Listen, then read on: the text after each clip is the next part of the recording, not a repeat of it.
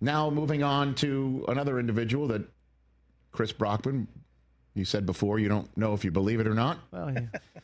Jury's out. Sean Payton. Oh. Sean Payton, as we all know, was talking about how he, after the game, after the win over the Giants, that unbelievable W, over 1,600 teams had as large a lead as the Giants had halfway through the fourth quarter in the history of the NFL, and they were all undefeated until last week. And he mentioned how he talked to John Mara, one of the owners of the Giants, and obviously Sean Payton goes way back in the day with him because Payton is an old Giants assistant on the Parcells staff. But at any rate, he said he told John Mara, he couldn't wait to move to Dart until after our game, huh? Because they've caught a little something with this quarterback, which is true.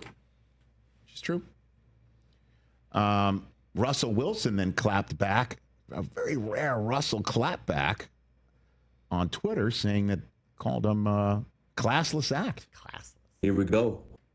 And then brought up Bountygate. He did. And I thought Sean Payton would be somewhere going, okay, I see you, Russ. That game I did not know you had. Yeah, just but I recognize it. Wink and a nod. That might have been private. Public, a different story. This is what Sean Payton had to say when the Russ clapback was brought up to him on Wednesday.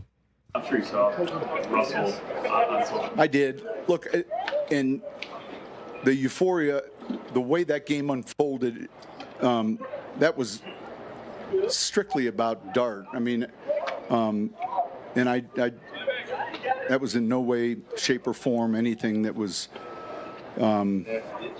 directed at Russ. So, and I might be able to see how he might perceive that, but coming off that win and watching how he played, that wasn't any intention at all.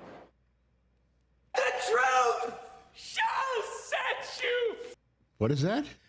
The truth. That was a drop that we had made. I don't understand Truth exactly. shall set you free. That's from Liar Liar, the movie with Jim Carrey. Okay.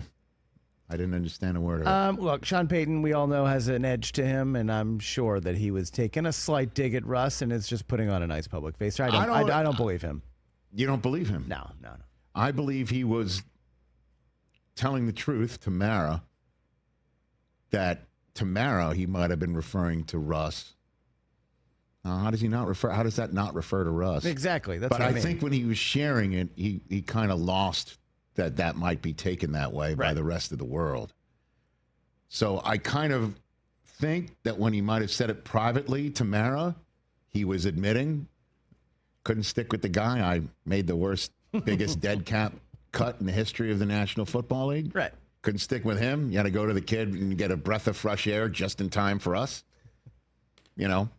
I think he's shared it without thinking that could be taken by Russ poorly. Right.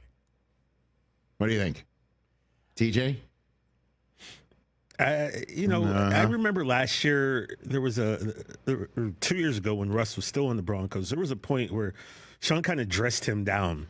I was against Detroit on a Saturday on NFL Network. In a way I'd never seen, maybe since Parcells, a coach go after a quarterback like that. Yes. And that really took me back. And so I was like, it's obvious that's a level of disdain. He does not like Russ. So I think a lot of people in the Denver area feel that way. Didn't Schlereth take the 4 snap sequence against the Chiefs that wound up causing Daboll to turn to Dart?